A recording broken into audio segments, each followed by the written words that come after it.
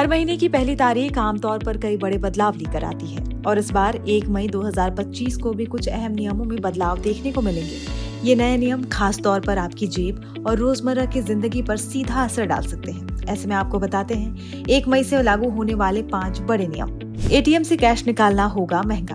भारतीय reserve bank यानी RBI और national payments corporation of India के नए दिशा निर्देश के अनुसार अब एटीएम से तय सीमा के बाद कैश निकालने पर ज्यादा चार्ज देना होगा।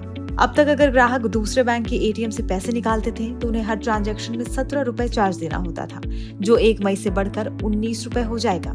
इसके अलावा अगर किसी दूसरे बैंक के एटीएम से बैलेंस चेक करते थे तो इस पर 6 रुपए का शुल्क लगता था, जिसे अब बढ़ाकर 7 रुपए कर दिया जाएगा। ये नया शुल्क 1 मई 2025 से प्रभावी होगा।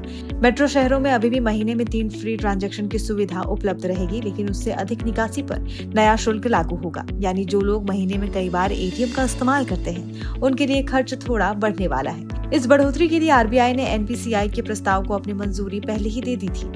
एलपीजी सिलेंडर के दाम फिर बदलेंगे। हर महीने की शुरुआत में घरेलू और कमर्शियल एलपीजी सिलेंडर की कीमतों की समीक्षा की जाती है। पिछले महीने यानी अप्रैल में सरकार ने सभी प्रकार के सिलेंडरों के दाम में लगभग 50 रुपए की बढ़ोतरी की थी। अब मई में भी कई कीमतों में बदलाव संभव है और इससे घरेलू बजट पर सीधा असर पड़ सकता है। एफडी और सेविंग्स अकाउंट की ब्याज दरों में बदलाव।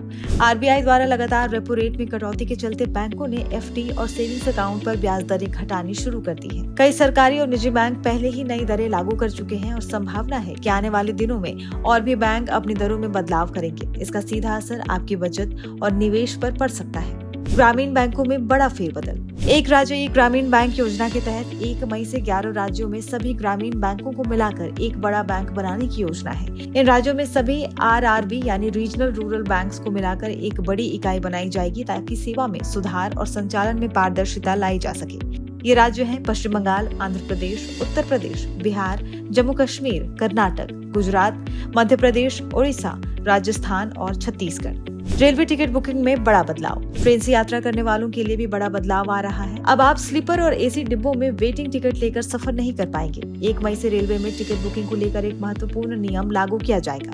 अब वेटिंग लिस्ट वाले यात्री स्लीपर और एसी कोच में यात्रा नहीं कर सकेंगे। इसका मतलब है कि अगर आपका टिकट वेटिंग में है और कंफर्म नहीं होता है तो आपको उस कोच में यात्रा की अनुमति नहीं मिलेगी। इससे ट्रेनों में ओवर बुकिंग और अव्यवस्था पर कुछ हद तक नियंत्रण पाया जा सकेगा। साथ ही एडवांस टिकट बुकिंग की अवधि 120 दिन से घटाकर 60 दिन कर दी गई है। इसके अलावा किराया और रिफंड चार्ज में भी इजाफा हो सकता है, जिससे सफर महंगा होने की संभावना है।